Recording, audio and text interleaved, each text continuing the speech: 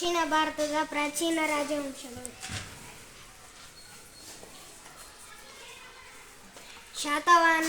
ಶಾತವಾಹನರ ರಾಜಧಾನಿ ಪ್ರತಿಷ್ಠಾನಪುರ. ಕದಂಬರ ರಾಜಧಾನಿ ಬನವಾಸಿ. ಗಂಗರ ರಾಜಧಾನಿ ಕೋಲಾರ ತಲಕಾಡು. ಚಾಲುಕ್ಯರ ರಾಜಧಾನಿ ಬಾದಾಮಿ. ಪಲ್ಲವರ ರಾಜಧಾನಿ ಕಂಚಿ. ರಾಷ್ಟ್ರಕೂಟರ ರಾಜಧಾನಿ ಮಾನ್ಯಖೇಡ. ಕಲ್ಯಾಣ ಚಾಲುಕ್ಯರ ರಾಜಧಾನಿ ಬಸವಕಲ್ಯಾಣ.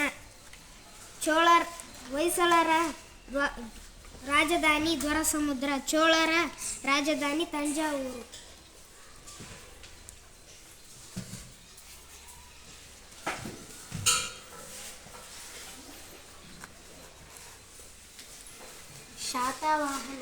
ಶಾತವಾಹನರ ರಾಜಧಾನಿ ಪ್ರತಿಷ್ಠಾನಪುರ. ಗೌತಮಿಪುತ್ರ ಶಾತಕರ್ಣಿ ಶಾತವಾಹನರ ಪ್ರಮುಖ ಅರಸ. ತ್ರಿಸಮುದ್ರತೋಯ ಪೀತವಾಹನ ಎಂಬ ಬಿರುದು ಹೊಂದಿದನು. ಶಾತವಾಹನರು ವೈದಿಕ ಧರ್ಮದ ಅನುಯಾಯಿಗಳಾಗಿದ್ದರು. ಪ್ರಾಕೃತ ಇವರ ಆಡಳಿತ ಭಾಷೆ ಪ್ರಾಕೃತವಾಗಿತ್ತು.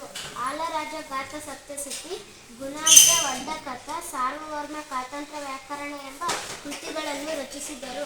ಅಗ್ರಹಾರ ಶಿಕ್ಷಣ ಕೇಂದ್ರ ತಾಳಗುಂದ ಶಿಕ್ಷಣ ಕೇಂದ್ರವಾಯಿತು.